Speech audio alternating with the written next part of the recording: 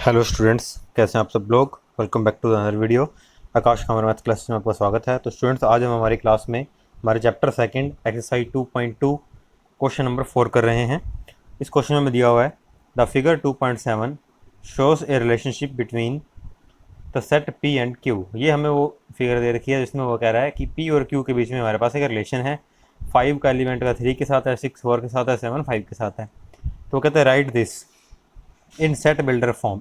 तो ये जो रिलेशनशिप है इसको हम नेम क्या देते हैं, आर नेम देते हैं। और वो कहता है कि इस रिलेशन को सेट बिल्डर फॉर्म में लिखो, रोस्टर फॉर्म में लिखो, और फिर कहता है what is domain and range. उसके बाद डोमेन और रेंज लिखो।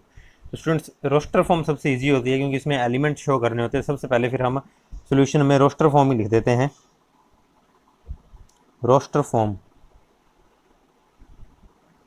रोस्टर फॉर्म में अगर रिलेशन को लिखें, रोस्टर फॉर्म के अंदर स्टूडेंट्स हमें क्या करना होता है, एलिमेंट शो करने होते हैं। देखो 5 का रिलेशन किसके साथ है, 3 के साथ। ऑर्डर्ड पेयर में इसमें एलिमेंट लिखना होता है, ये एक ऑर्डर्ड पेयर होता है इसके अंदर। 6 का 4 के साथ, 7 का 5 के साथ, 3 एलिमेंट थे, तीनों का ही रिलेशन है। तो ये हमारा क्या बन गया, इसका सेकेंड पार्ट आ गया हमारा, जो कि किस में है, हमारे पास रोस्टर फॉर्म में है। अब इसे देख करके हम सेट बिल्डर फॉर्म भी लिख सकते हैं। तो अब फर्स्ट लिख देते हैं सेट बिल्डर फॉर्म।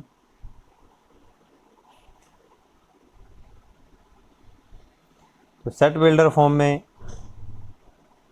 एलिमेंट देखो ऑर्डर्ड पेयर में है, तो मैंने क्या लिख दिया, एलिमेंट क्या मान लिया, x, y मान लिया। उसके बाद क्या लिखनी होती है, इनकी कंडीशन की क्या कंडीशन भरे एलिमेंट बन रहे हैं। सेट बिल्डर फॉर्म में क्या करना स्टूडेंट, हम एक एक एलिमेंट शो नहीं करते, x y या a b के अंदर एलिमेंट को शो करते हैं और कंडीशन बता देते हैं कि एलिमेंट कैसे बन रहा है। तो इसमें स्टूडेंट्स आगे ये लिखा गया है। तो कंडीशन इसमें अगर देखें हम, तो यहाँ x किस में से लेते हैं भाई, x हमेशा जो फर्स्ट एलिमेंट होता है वो फर्स्ट सेट से लिया जाता है। इसका मतलब x हमने इधर देखना है, और y जो सेकंड एलिमेंट है वो सेकंड सेट से लिया जाता है, और स्मॉल y हमने यहाँ से लिया है। तो अगर स्टूडेंट्स मैं देखूँ, y जो है वो हमेशा तीनों जगहों पर ही y जो है x से कितना कम है, 2 कम है। यहाँ पर 3 है, x से 2 कम है। 4 जो है वो 6 से 2 कम है। 5 जो है 7 से 2 कम है। तो हमेशा y जो है वो x में से कितना कम है, 2 कम है। x किस में से लिया हमने, p में से, और y किस में से लिया हमने, q में से। तो ये हमारी क्या बन गई, सेट बिल्डर फॉर्म बन गई। ये पहले तो हमने हमेशा ही अगर रिलेशन होगा तो ऑर्डर्ड पेयर में ही शो किया जाएगा। हम यहाँ एक्स वाई या ए बी लिख सकते हैं। ये दो स्टेप आएगा ही आएगा, कार्टेशियन प्रोडक्ट आ जाए चाहे रिलेशन आ जाए, ऑर्डर्ड पेयर तुम्हारा बनेगा ही बनेगा। उसके बाद इन दोनों में देख लो रिलेशन क्या है।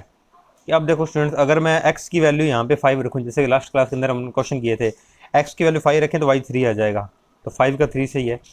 x की वैल्यू में अगर 6 रखूँ, x यहाँ से लेना है हमें, अगर x की वैल्यू में 6 रखूँ यहाँ पे, 6 - 2 4, y 4 आ जाएगा। 6 का रिलेशन 4 से ही है। ऐसे अगर मैं x की वैल्यू 7 रखता हूँ यहाँ पर, तो 7 - 2 5 बन जाएगा। y की वैल्यू 5 आ जाएगी, 7 का रिलेशन 5 से ही है। उसके बाद हमें ये बताना होता है कि फर्स्ट एलिमेंट फर्स्ट सेट का होता है, सेकंड एलिमेंट सेकंड सेट का होता है। हमने ये बता दिया। फिर अगर ये आगे हमें ये कह रहा है what is its domain and range, तो हमें डोमेन और रेंज निकालनी है। तो now domain of R, student domain आपको बताया गया था कि जो हमें रिलेशन बनाते हैं इसके जो फर्स्ट वाले एलिमेंट होते हैं वो डोमेन के अंदर आते हैं। डायग्राम में देखना तो जिनमें से एरो जा रहा होता है फर्स्ट सेट वालों में से, उनको हम डोमेन में लिखते हैं। 5 6 7 है, चाहे इधर हम फर्स्ट वाले देख लें 5 6 7 है। तो यहाँ हमारे पास क्या आ जाएगा, 5 6 7। उसके बाद आता है रेंज, रेंज ऑफ आर। तो अगर रेंज की बात करें तो रेंज में कौन से होते हैं, सेकंड सेट के वो वाले एलिमेंट जिनका रिलेशन है, यानी कि जिन पर एरो आ रहा है 3 4 5। या फिर हम ये जो सेट बिल्डर रोस्टर फॉर्म में जो लिखते हैं इसका सेकंड एलिमेंट देख लो 3 4 5 रेंज के लिए, तो यहाँ आ जाएगा 3 4 5। अगर स्टूडेंट यहाँ पर वो हमें कोड डोमेन लिखने के लिए बोलता, तो कोड डोमेन क्या होता है, second set complete code domain होता है। तो 3 4 5, तो कोड डोमेन भी इसमें सेम ही आएगी, 3 4 5 ही आएगी, क्योंकि कंप्लीट सेट में भी यही एलिमेंट है 3 4 5, और उन सभी का रिलेशन भी है, तो रेंज में भी आए वही आएंगे, कोड डोमेन में भी वही आएंगे। कोड डोमेन में क्या आता है, सेकंड सेट कंप्लीट, और बाय चांस इसमें रेंज में भी क्या आ गया, कंप्लीट सेकंड सेट ही आ गया। तो स्टूडेंट्स नेक्स्ट कर रहे हैं हम क्वेश्चन नंबर 5। इसमें भी दिया हुआ है लेट ए इक्वल्स टू 1 2 3 4 6। हमें एक सेट ए दे रखी है। Let R be the relation on A. On A का मतलब ए से ए में ही जाना है हमने। डिफाइंड बाय, डिफाइन ऐसे किया गया है कि ए कोमा बी हमारे पास एलिमेंट होगा, ए और बी दोनों ही किसके होंगे, ए के होंगे, और यहाँ पे हमेशा B is exactly divisible by A होगा, जो बी होगा वो हमेशा डिविजिबल बाय क्या होगा, ए होगा, और एग्जैक्टली डिविजिबल होगा। एग्जैक्टली का मतलब पूरा पूरा डिवाइड होगा। उसके बाद वो कहता है कि जो रिलेशन है इसको रोस्टर फॉर्म में लिखो, find the domain of R, relation के डोमेन फाइंड करो, और range of R, range find करो। तो यहाँ पर हम सोल्यूशन इसका स्टार्ट करते हैं। इसका डायग्राम बना लेते हैं स्टूडेंट, डायग्राम से इजीली हमारा हो जाएगा क्वेश्चन। तो यहाँ पर हमारे पास सेट ए से ही ए में रिलेशन है, तो ये मैंने लिख दिया ए से ए के अंदर रिलेशन है, और रिलेशन हमें क्या होता है स्टूडेंट्स, आर नेम दिया, और रिलेशन को आर बी द रिलेशन। उसके बाद ये कह रहा है कि ए के अंदर हमारे पास क्या है, 1 2 3 4 6, 1 2 3 4 6। फिर वो ये कहता है, लिख देते हैं हम यहाँ पे, गिवन जो हमें आर दिया हुआ है, आर ए है हमारे पास, R equals to A comma B, तो ऑर्डर्ड पेयर में आएगा, आप एक्स वाई में लिखो चाहे ए बी में लिखो। लास्ट क्वेश्चन जैसे हमने एक्स वाई में लिखा था, इसने यहाँ ए बी में दे दिया। फर्स्ट वाला फर्स्ट सेट का होता है, सेकंड वाला सेकंड सेट का होता है, लेकिन दोनों सेट सेम है, इसलिए ए बी बिलोंग्स टू ए लिख दिया। कंडीशन यहाँ पे हमें क्या दी हुई है, ये कहता है B is exactly divisible by small A. तो हमारा जो सेकंड वाला है, देखो एक फर्स्ट वाला कहाँ से लेते हैं हम, फर्स्ट सेट से, और सेकंड वाला कहाँ से लेते हैं, सेकंड सेट से। अब ये कहता है बी इज एग्जैक्टली, यानी कि सेकंड सेट वाले एलिमेंट जो हैं एग्जैक्टली डिविजिबल बाय क्या हो, फर्स्ट वाले से। तो यहाँ पे हमने सेकंड वालों को चेक करना है कि कौन कौन से हैं जो एग्जैक्टली डिविजिबल हैं फर्स्ट वाले सेट के एलिमेंट से। अब जैसे 1 की बात करें तो स्टूडेंट्स 1 किससे एग्जैक्टली डिविजिबल होगा, 1 से। जैसे हम यहाँ पे ये करते हैं तो पूरा पूरा हमारा किस पे चला जाएगा, 1 पे चला जाएगा, रिमाइंडर 0 आ जाएगा। तो ये हमारा एक रिलेशन बन गया, क्योंकि उसने कहा था इस रिलेशन में कौन सा ए और कौन सा बी आएगा, कौन सा ए और कौन सा बी आएगा, जब बी एग्जैक्टली डिविजिबल हो जाए ए से, वो वाले ए और बी यहाँ यूज होंगे। तो ये हमारा यूज हो गया, तो इसका मतलब 1,1 एक रिलेशन बन रहा है। फिर हमने बी वाले 1 को चेक किया, क्या वो 2 से डिवाइड होता है। तो स्टूडेंट्स अगर मैं यहाँ पर कर दूँ 2, सॉरी कि ये जो 1 है बी वाला एलिमेंट क्या 2 से डिवाइड होता है। जैसे 1 का रिलेशन 1 से बन गया, B is exactly divisible by A. तो पहले मैं इसी एक को उठा लिया, अब इसको 2 से डिवाइड करके देखता हूँ। तो 2 से अगर डिवाइड करें तो हमारा पूरा पूरा डिवाइड नहीं रहेगा, क्योंकि 1/2.5 होता है, रिमाइंडर बचेगा, हमारा पॉइंट्स में आंसर आएगा, एग्जैक्टली डिविजिबल नहीं होगा। तो इसका मतलब 2 का रिलेशन 1 से नहीं बनेगा। फिर 1/3 करें तो और पूरा पूरा डिवाइड नहीं जाएगा, क्योंकि 1/3.66 आएगा। ऐसे 1/4 नहीं जा रहा, 1/6 भी नहीं जा रहा। तो हमारे इस 1 के साथ सिर्फ इसका रिलेशन बनना है, क्योंकि चेक हमने कौन सा करना है स्टूडेंट्स, बी कौन से सेट में होता है, दूसरे में। तो इसे बस हमें पहले उठा लेना है। अब बारी आती है, मैंने बी की जगह किसको उठा लिया, 2 उठा लिया यहाँ पर। तो क्या 2 1 से डिवाइड होता है भी। अगर मैं यहाँ अंदर 2 लिखूँ, ये 1 लिखूँ, तो पूरा पूरा डिवाइड जाएगा। तो 2 का रिलेशन 1 के साथ होगा। क्या 2 को डिवाइड करेगा पूरा पूरा, तो करेगा ही, रिमाइंडर 0 बचेगा इसमें भी। तो क्या 2 जो है हमारा, सॉरी ये जो लाइन है ये मैंने गलत लगा दी, ये लाइन सही नहीं है अभी। हमने क्या कहा था, ये है बी और ये हमारे पास क्या है, एक एलिमेंट है। तो ऐसे आना था ये रिलेशन, ऐसे, ठीक है। तो पहले हमने क्या किया, बी में क्या उठाया, 1, वो 1 से डिवाइड होगा। 2 से डिवाइड करेंगे तो पॉइंट में आ जाएगा रिलेशन। तो वो हमारा किसका, 1 का 1 के साथ बन गया। उसके बाद हमने 2 उठाया। तो क्या 2 1 से डिवाइड होता है भाई। ये हमने 2 लिखा, ये 1। जैसे अब 2 1 से डिवाइड होता है तो देखो ये हमारा कंप्लीट पूरा पूरा जाएगा। फिर क्या 2 2 से डिवाइड होता है, 2 2 से भी डिवाइड होता है, तो 2 का भी रिलेशन बन गया। उसके बाद क्या ये 2 3 से डिवाइड होगा, तो ये कंप्लीट एग्जैक्टली डिवाइड नहीं होगा, हमारा पॉइंट्स में आंसर आएगा, पूरा पूरा आंसर नहीं आएगा। तो इसलिए 3 का रिलेशन 2 के साथ नहीं बना। उसके बाद हम क्या 2 4 से डिवाइड होगा, तो स्टूडेंट 2/4 करें तो ये भी कट जाएगा, 1/2.5 पॉइंटों में आंसर आ रहा है, मतलब एग्जैक्टली डिविजिबल नहीं है। तो ऐसे ही 6 से भी नहीं आएगा, क्योंकि 2/6 लेंगे तो 1/3 आएगा और वो भी एग्जैक्टली डिविजिबल नहीं होगा। तो 1 पर चेक हो गया, 2 पर हो गया। अब हमें जैसे बी को चेक करना है ना, तो अब किसको उठा रहे हैं, 3 को उठा रहे हैं। तो सबसे पहले तो क्या 3 1 से डिवाइड होता है, तो यहाँ पे स्टूडेंट्स अगर मैं लिखूँ 3/1 तो ये तो कंप्लीट पूरा पूरा जाएगा ही। तो 1 का रिलेशन स्टूडेंट हर एलिमेंट के साथ ही बनेगा, क्योंकि अगर मैं 4/1 करता हूँ वो भी पूरा पूरा जाएगा, 6/1 करता हूँ वो भी पूरा पूरा जाएगा। तो 1 से तो सारे डिवाइड होंगे ही होंगे। अब बात है 3 की, हम किसको चेक करना है, क्या 3 2 से डिवाइड होता है? तो स्टूडेंट 3/2 डिवाइड तो कर सकते हैं, लेकिन एग्जैक्टली डिविजिबल नहीं है, वो आंसर पॉइंट्स में आएगा हमारा। तो 2 का रिलेशन 3 साथ नहीं बनेगा। क्या 3 3 से होएगा? तो 3/3 तो पूरा पूरा हमारा डिवाइड होगा, तो 3 का रिलेशन 3 से बनेगा। तो डायग्राम आराम से देख लेना, एक एक लाइन आप साथ साथ बनाते रहना, ताकि उससे आपको ध्यान में रहे, मिक्स ना हो जाए ये डायग्राम। उसके बाद क्या 3 4 से होगा? तो 3/4 पूरा पूरा डिवाइड नहीं जाता, 3/6 भी पूरा पूरा नहीं जाता, क्योंकि 1/2 बन जाएगा 3/6 और पॉइंट्स में जाएगा। अब उसके बाद है 4 की बारी। 4 1 से तो हो गई होगा, 1 से सभी होंगे, जैसे अपॉन में 1 आ गया तो हमारे कहीं भी दिक्कत नहीं आएगी, 2/1 आ जाए, 1/1 आ जाए, 3/1 आ जाए, पूरा पूरा जाएगा। अब हमने ये बात करनी है कि क्या 4 2 से डिवाइड होगा? तो 4 2 से डिवाइड होगा। अगर 4/2 लिख दें तो पूरा पूरा आंसर जाएगा। तो ये 2 का रिलेशन 4 के साथ होगा। तो जब मैं रिलेशन लिख दूंगा ना तब आपको कंप्लीट समझ आ जाएगा। इसमें थोड़ा हो सकता है मिक्स हो जाए लाइंस, क्योंकि काफ़ी लाइंस बन रही हैं। तो क्या 4 3 से डिवाइड होता है? नहीं होता भी। 4/3 लिखेंगे तो 4/4 एग्जैक्टली डिवाइड हो जाएगा। उसके बाद 4/6 करें तो पॉइंट्स में जाएगा हमारा। फिर 6 की बारी है। 6 1 से होगा, वो मैंने पहले ही मिला दिया। 6 स्टूडेंट 2 से भी होगा, क्योंकि जैसे 4/2 था वैसे ही 6/2 करें तो एग्जैक्टली डिवाइड होगा हमारा। तो ये 2 वाला हमारा इधर भी आएगा। 3 से भी डिवाइड होगा, 6 जो है 3 से भी डिवाइड होगा, ये भी लाइन आएगी। 4 से नहीं होगा, फिर खुद से होगा। तो यहाँ पर अगर हम आर लिखें तो आर हमारा क्या बनेगा स्टूडेंट्स? सबसे पहले 1 का रिलेशन 1 के साथ था, 1,1 1 का ही देख चलते हैं, 1 का 2 के साथ भी है, 1 का सभी के साथ है। तो 1,2 1,3 1,4 1,5 और 1,6। उसके बाद अगर अपने यहाँ पर देखें, अब स्टूडेंट हम देखते हैं कि 2 का रिलेशन किस किस के साथ है। तो 2 2 को पूरा पूरा डिवाइड करेगा। तो आर से देख लेते हैं यहाँ पर, अगर इसमें नहीं समझा रहा, 2 1 को डिवाइड नहीं करेगा, क्योंकि 1/2 तो 0.5 हो जाएगा, 3/2 भी पॉइंट में जाएगा, 4/2 पूरा पूरा डिवाइड हो रहा है तो 2 और 4 पूरा पूरा जाएगा, 6/2 भी पूरा पूरा डिवाइड होगा, तो ये 2,6। इसके बाद 3 की बारी है। 3 1 को डिवाइड नहीं कर सकता, 2 को नहीं कर सकता, लेकिन 3 को कर देगा। 3 4 को डिवाइड नहीं कर सकता, 6 को कर देगा। आप डायरेक्ट ऐसे भी देख सकते हो। 4 1 को डिवाइड नहीं कर सकता, 2 को नहीं कर सकता, 3 को नहीं कर सकता, 4 को कर सकता है, और 4 6 को भी नहीं कर सकता। 6 1 2 3 4 किसी को डिवाइड नहीं कर सकता। अगर अपॉन में 6 आएगा तो 6 सिर्फ किसको डिवाइड कर सकता है? 6 को कर सकता है स्टूडेंट्स। ये हमारा सेट बना है। तो इसको आराम से क्वेश्चन को वीडियो रिपीट करके देखिएगा, समझ आ जाएगा।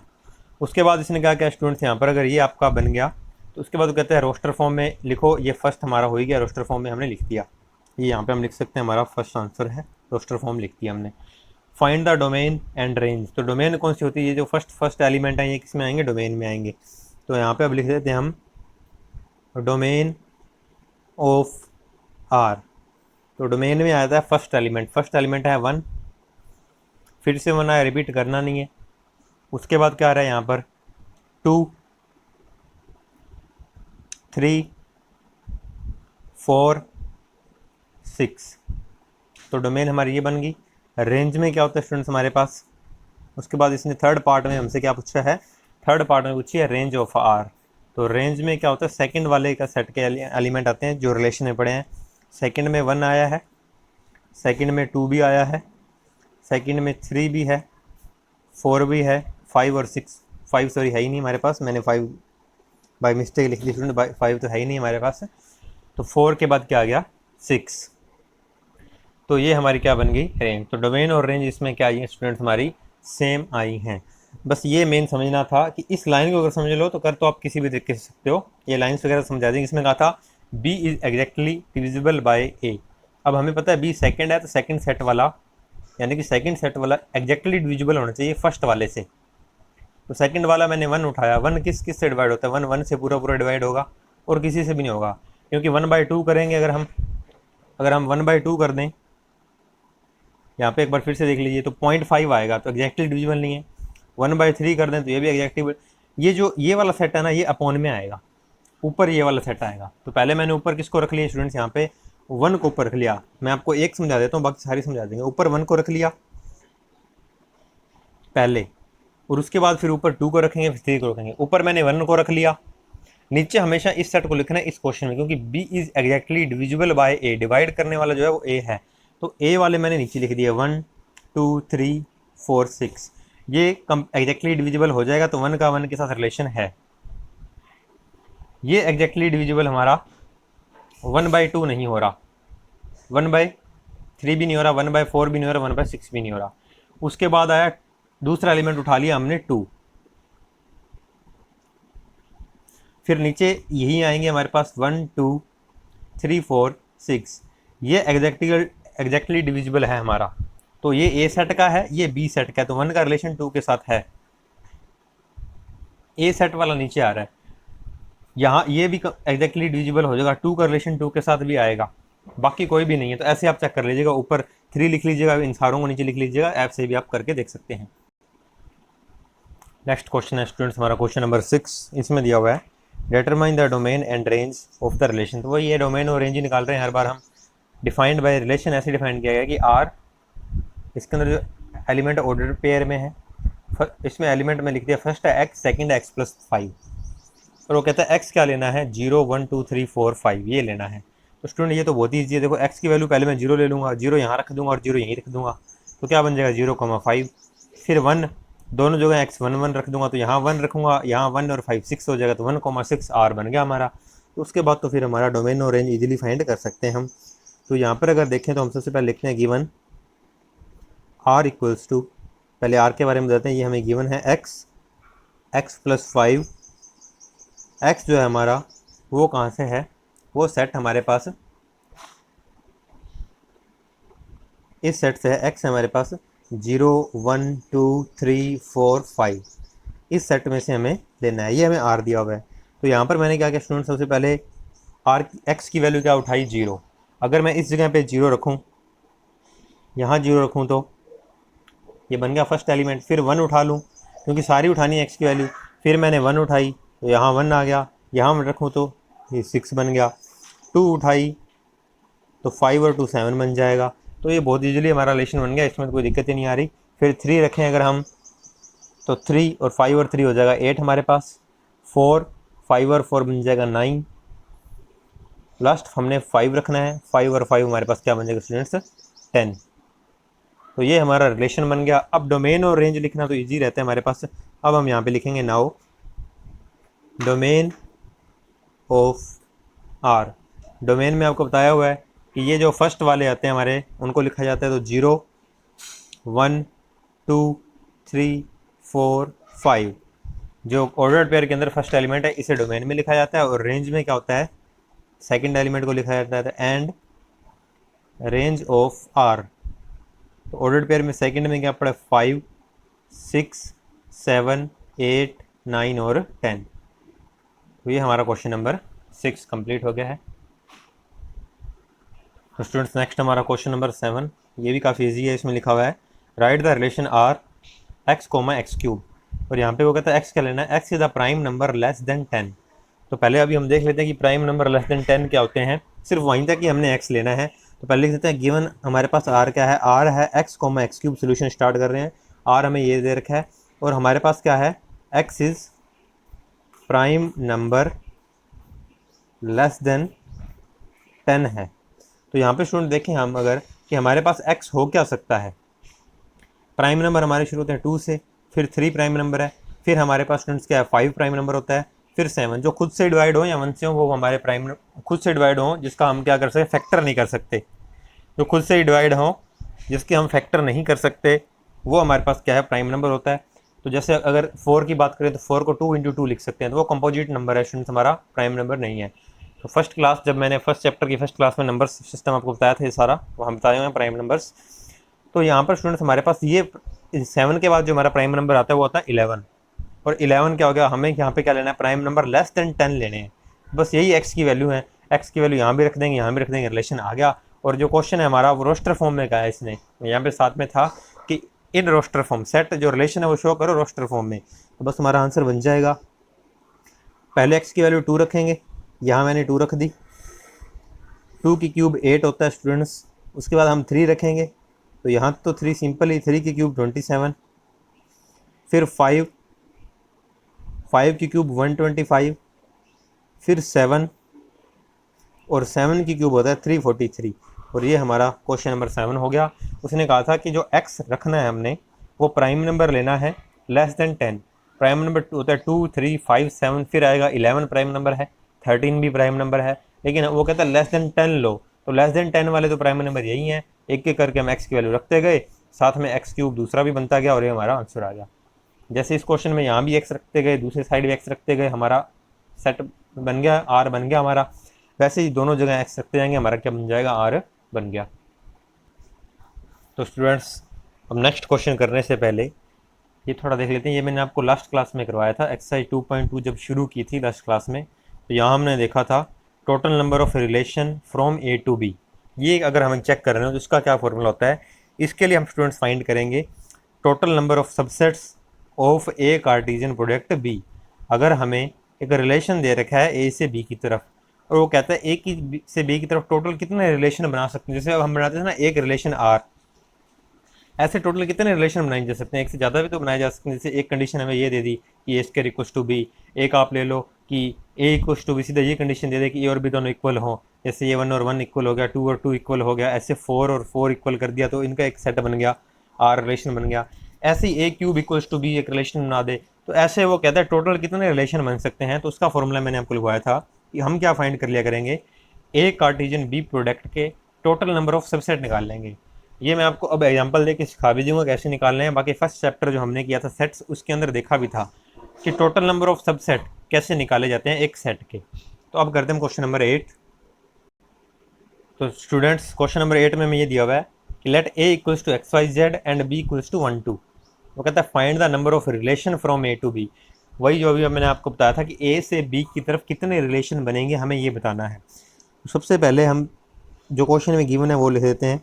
हम लिखते हैं given A equals to X Y Z एक सेट दिया हुआ है हमें, एंड बी इक्वल्स टू 1, 2 एक सेट दिया हुआ है। हमें फाइंड क्या करना है, number of relation from A to B. तो हम लिखेंगे सिंस नंबर ऑफ रिलेशन, वो जो फॉर्मूला अभी हमने पढ़ा था उसको दोबारा से लिखते हैं, फिर मैं आपको एग्जांपल देख समझा दूंगा। Number of relation from A to B equals to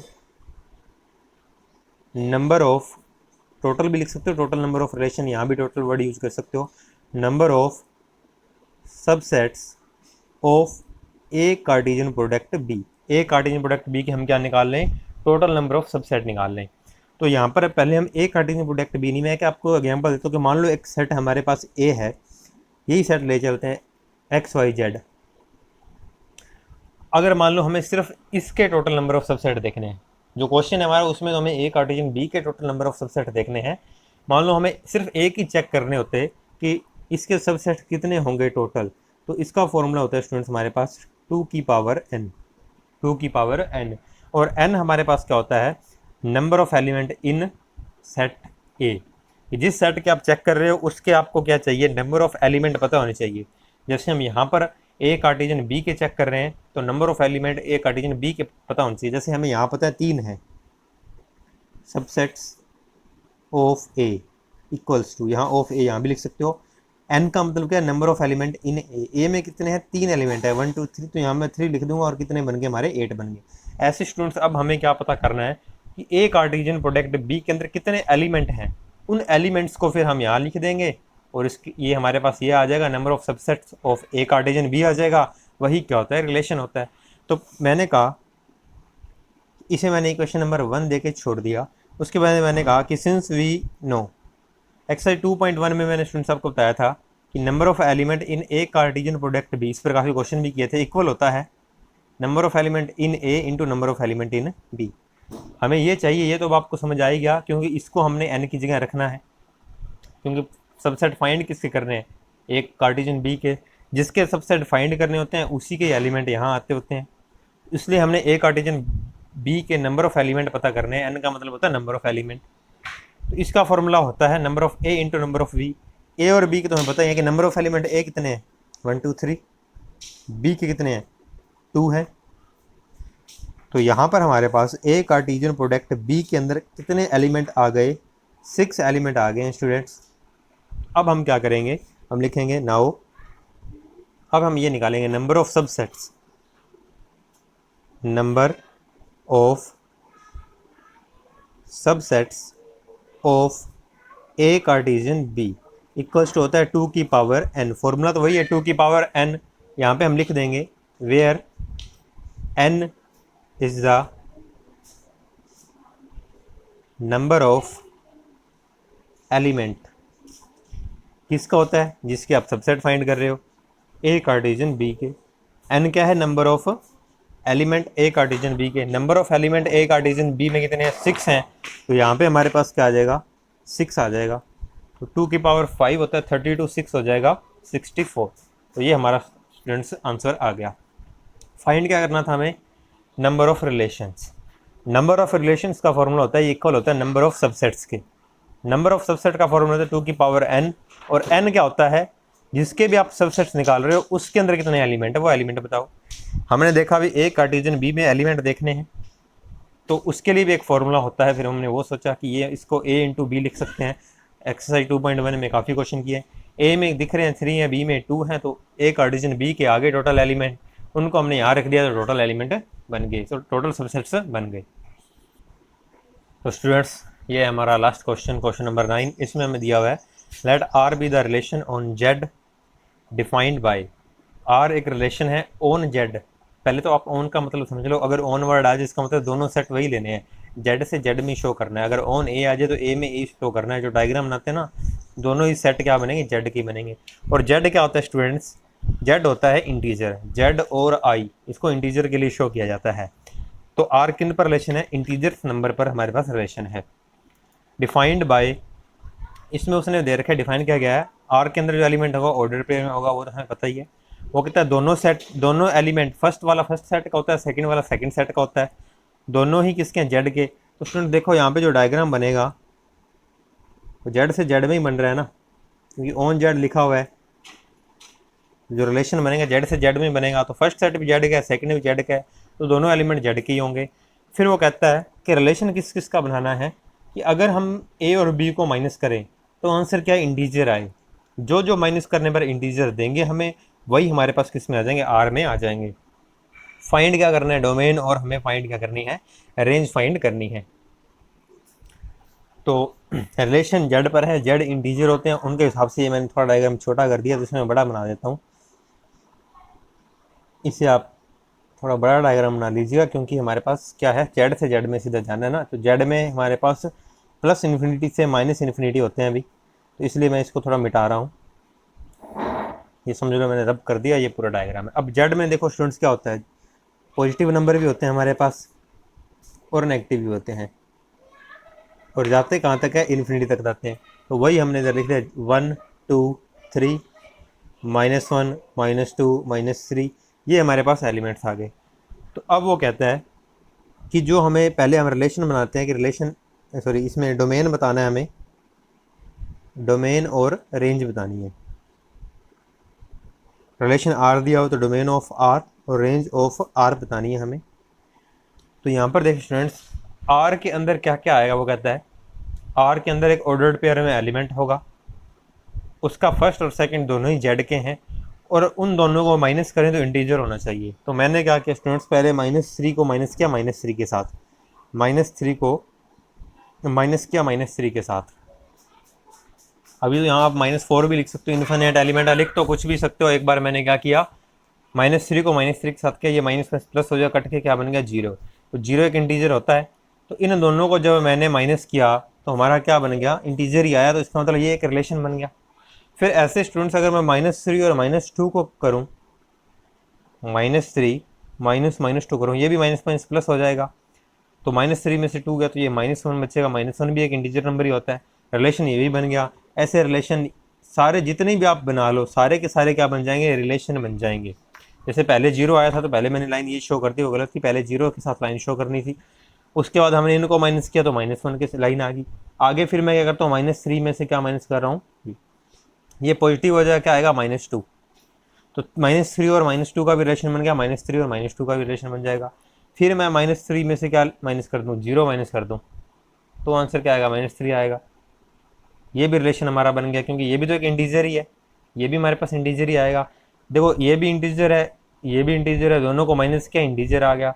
तो हम इसमें रिलेशन तो दिखा ही नहीं सकते को पूरा लिख करके, अगर रोस्टर फॉर्म में बोलें तो, क्योंकि अकेले -3 को ही बहुत सारे इन्फिनिटी एलिमेंट बन जाएंगे। अब यहाँ पे मैं लिख लूँ 1 2 3 4 5, यहाँ 1 लिखूँ, 2 लिखूँ, 3 लिखूँ, 4 लिखूँ, 100 1000 2000 लिखता जाऊँ, जो भी आंसर आएगा एक इंटीजर ही आएगा। तो कभी भी अगर हम दो इंटीजर को माइनस करते हैं तो आंसर क्या आता है, पूरा का पूरा इंटीजर आ जाता है। ऐसे ही -2 के लिए कर सकते हैं, -2 का रिलेशन भी क्या बन जाएगा, सभी से बन जाएगा। -1 का भी, 0 का भी, 1 का, 2 का, 3 का, सभी का रिलेशन बन जाएगा। मतलब पूरे के पूरे जेड का रिलेशन इधर वाले पूरे के पूरे जेड से बन जाएगा। तो डोमेन में हमें क्या देखना होता है, पहला सेट क्या है, जेड, तो पूरा का पूरा जेड के रिलेशन बनेगा। क्योंकि एलिमेंट कोई भी उठा लो, जैसे मैंने -3 उठाया है, आप यहाँ पे 2 लिखते जाओ, तब भी जो आंसर आएगा वो इंटीजर ही होगा। फिर आप 2 की जगह इस जगह 1 लिखते जाओ, पूरा पूरा ये सेट उठा लो, जो आंसर आएगा वो इंटीजर ही आएगा, और उसका रिलेशन पूरे के पूरे इस सेट के साथ बन जाएगा। तो डोमेन में हमें फर्स्ट सेट लिखना होता है, तो मैंने पूरा सेट ही लिख दिया कि जेड ही आंसर आएगा। और रेंज में सेकंड सेट लिखना होता है, इसका भी पूरे का रिलेशन बनेगा, तो ये हमारा क्या आएगा, जेड ही आएगा। तो जरूरी नहीं है स्टूडेंट्स आप एग्जाम के अंदर ये डायग्राम बना करके दिखाओ, जरूरी नहीं है, बस ये बातें जरूर लिखनी है कि डोमेन और रेंज इसकी क्या आएंगी, हमारी जेड ही आएंगी। थोड़ा बहुत एक आधी लाइन और लिखनी है तो यहाँ पे लिख देना आर क्या है हमारे पास, ये आर है हमारे पास ए कोमा बी, यहाँ पे ए और बी क्या है, दोनों जेड हैं, और हमारे पास ए माइनस बी भी क्या है, जेड है। ए माइनस बी इंटीजर, तो मैंने इसको लिख दिया ए माइनस बी भी किस में जाएगा, जेड में ही जाएगा, शॉर्ट फॉर्म में लिख दिया मैंने। ये गिवन था, डोमेन और रेंज निकालेंगे तो हमारी क्या आई, जेड आई। तो आई होप स्टूडेंट आपको ये चीज़ें समझ आ गई हो, अगर ना समझाई हो तो आप डिस्क्रिप्शन बॉक्स में मेरा कॉन्टैक्ट नंबर दिया, वहाँ पे कॉन्टैक्ट कर सकते हो। वीडियो अच्छी लगी हो तो लाइक करें, शेयर करें और चैनल को सब्सक्राइब करें। और एक स्टूडेंट्स, डिस्क्रिप्शन बॉक्स में, हर वीडियो के डिस्क्रिप्शन बॉक्स में मैंने आपको क्लास 11 मैथ के हर चैप्टर की प्लेलिस्ट का लिंक डाल रखा है, तो आप वहाँ से भी जाकर के आप कोई भी वीडियो देखना चाहें देख सकते हैं। Thank you students.